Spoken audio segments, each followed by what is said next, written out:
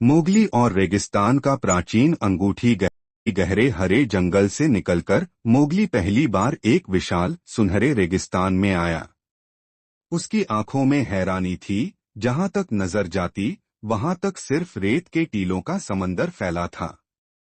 जंगल की ठंडी छांव के बाद यह जगह उसके लिए अनजानी थी, लेकिन बघीरा ने उसे बताया था कि यहाँ एक रहस्यमय अंगूठी छिपी है जो सदियों पुरानी शक्ति का प्रतीक है। मोगली ने अपनी खोज शुरू की।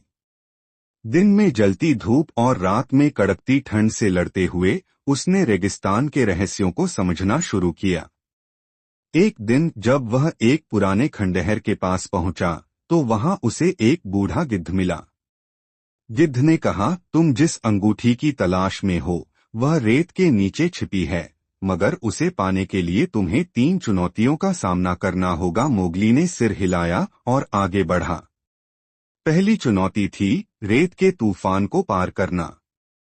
जैसे ही उसने कदम बढ़ाया, अचानक तेज हवा चली और उसके चारों ओर रेत का बवंडर उठने लगा। मोगली ने अपने जंगल के अनुभव का इस्तेमाल किया, अपनी आंखें बंद की और हवा की दिशा को महसूस किया।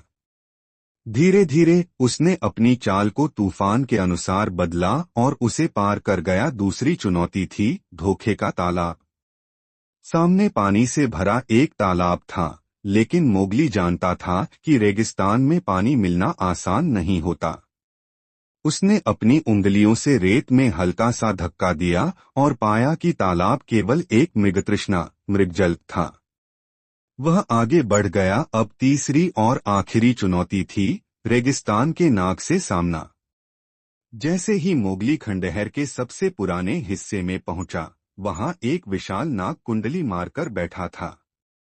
उसकी आंखें चमक रही थीं और उसने फुफकारते हुए कहा, यह अंगूठी केवल उसी की होगी जो मुझसे तेज और चतुर होगा। मोगली मुस्कराया और अपने पैरों को हल्का हिलाते हुए फुर्ती से नाग के चारों ओर घूमने लगा। नाग ने हमला करने की कोशिश की, लेकिन मोगली ने अपनी तेजी से उसे चकमा दे दिया।